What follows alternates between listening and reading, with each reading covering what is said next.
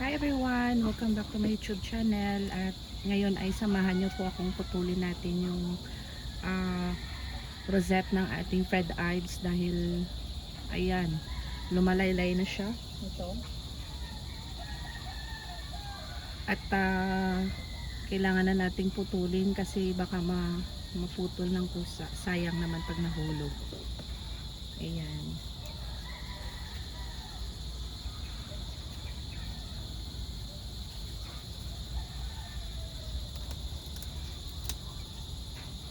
Ayan, tingnan nyo guys. So, napakalaki ng rosette ng ating Fred Ives. Ayan. Ayan na siya. Ayan. Ayan. So, ang gagawin ko dito ay i-air dry muna natin. Ayan, napakalaki. So, meron pang isa. Ayan.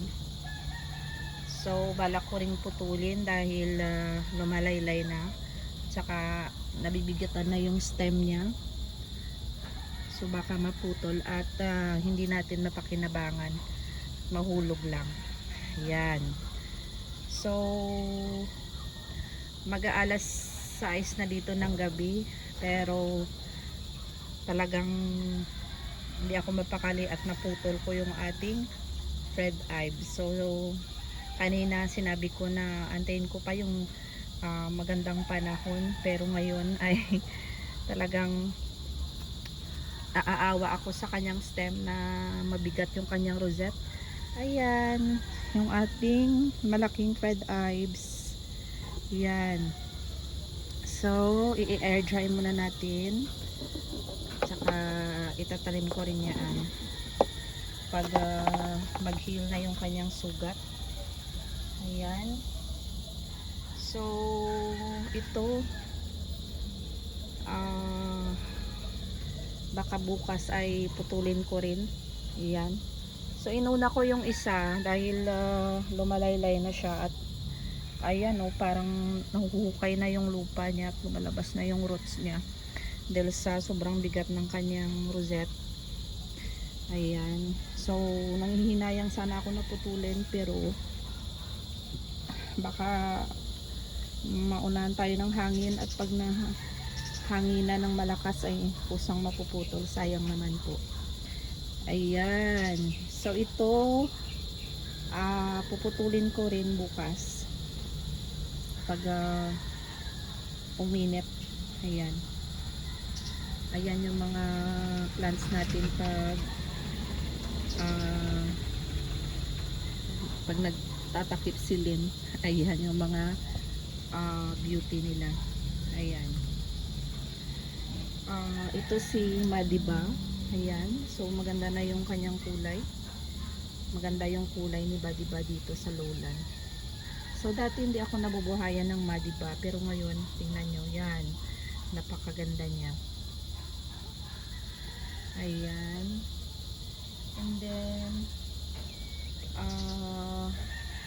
pagka maganda na yung panahon ay balak ko ring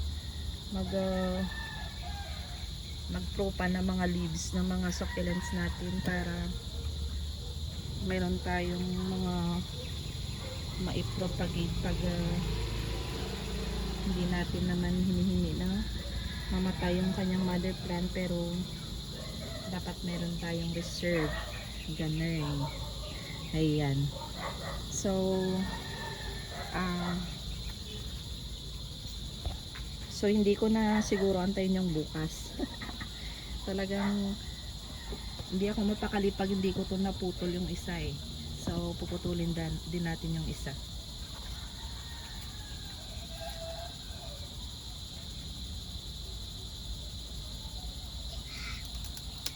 Ayan, ang ganda-ganda ng ating Fred Ives. Ayan, pinutol na. Ayan, yung ating isang napakalaking rosette ng Fred Ives. Ayan. So, i-air dry din natin ito. Ayan. So, ito yung isa. Andun yung isa. Ayan. So, So ito gagawin ko, ilalagay ko sa pwesto na hindi mababasa. Ayan. So lush pa rin tingnan yung mga natira niyang mga babies. Ayan sa puno, marami pa. Ito meron pang isa dito. Ayan. So antayin natin mag lush din itong mga babies na nilagay ko dito. Ayan. So ito yung kanyang, ito yung pinutulan ko na isang rosette, ito yung isa. So yan, antayin na lang natin na mag-lash yung mga natirang mga rosette dito. So pasensya na po kayo guys at maingay dito dahil yung bahay natin ay nasa gilid ng kalsada. Maraming mga sasakyan na dumadaan tuwing hapon. Ayan. So thank you for watching guys. Please don't forget to like and subscribe to my YouTube channel, my Green Journal. And God bless everyone. I-air dry ko muna yung mga pinutol kong rosette ng ating Fred Ives. Thank you for watching guys.